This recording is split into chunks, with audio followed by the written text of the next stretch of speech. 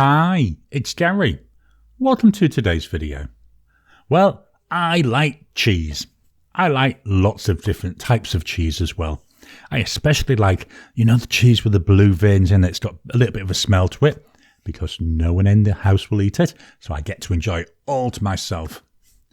Now, one of the things that's been piquing my interest, how does cheeses get holes in them? I mean, it's a solid thing, isn't it? It's a solid chunk. How do the holes get in there? So I thought, let's look into this, and to be punny, it led me down a cheese hole. So let's start with the cheese itself.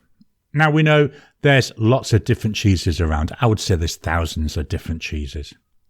They get a lot of their properties from the milk that's used to make the cheese.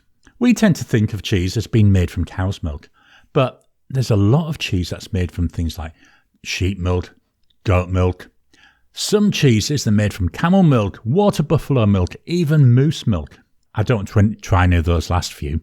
To make a cheese, what the cheesemaker does is they add bacteria to the milk. They then leave this, and the bacteria, it splits the milk into a solid, which is the curds, and a liquid called the whey. It's the curds that we're interested in, and that's what gets turned into cheese. The whey, that gets drained off, and sometimes they actually concentrate it, dry it, and they turn it into whey powder. The amount of bacteria that's used, and even the type of bacteria, they affect the taste and the texture of the final cheese. Other factors that can affect the taste, they include the method of salting, the amount of salt they use, how they do it, the temperature that it's made at, and even the amount of time that it's left after being made, and that's referred to as aging. Now, holy cheese, that includes things like Emmental, Gruyere and Gouda. They're made from cow's milk. As a quick aside, the Swiss cheese Emmental, that's been made since the 15th century. Now, the holes in the cheese, they're actually referred to as eyes. And a cheese without any holes, it's called a blind cheese.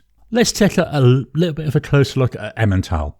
Now, that takes roughly 6 weeks to make before it sits and ages for at least 2 months. The cheese, it's made at 21 degrees Celsius, and that gives a soft and malleable base. The bacteria used is called, and I'm going to mangle this, Propionibacterium freudenrichi subspecies shermani. I know, a bit of a mouthful. I will put it on the screen so you can actually read it. This bacteria is partly responsible for the slightly nutty taste in the cheese. As the bacteria grows, it creates carbon dioxide as a byproduct, and it's this carbon dioxide that gives the cheese the holes. The cheese, it then sits at 21 degrees centigrade for 4 weeks, after which it's quickly cooled down to 4.4 Celsius. The holes, they then remain in place, and that's what gives the cheese its eyes. The cheese, it's now ready to be aged. Seems such a simple process, doesn't it? And just think about the wide variety of different styles of cheese that are resulting from it, just from that simple process. There's an alternate explanation for how the holes get into the cheese, although it's not been peer-reviewed.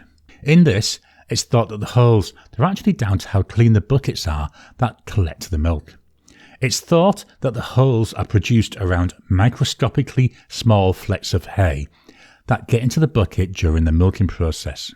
The driver for this, the number of holes in cheese has been declining, and the scientists, they think it's due to the cleaner processes that we're using nowadays, so there's less of these flecks of hay. What did they do?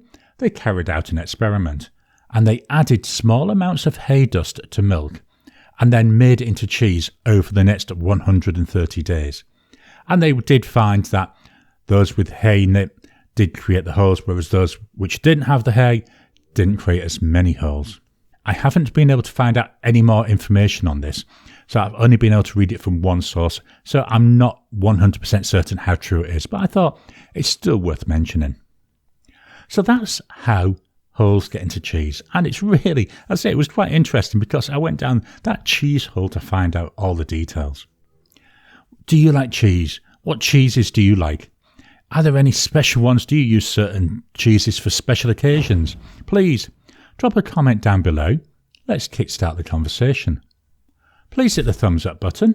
Every time you like, every time you comment, just helps with the YouTube algorithm. If you haven't already, please subscribe to my channel so that you can get new videos as I release them. I'll talk to you again soon.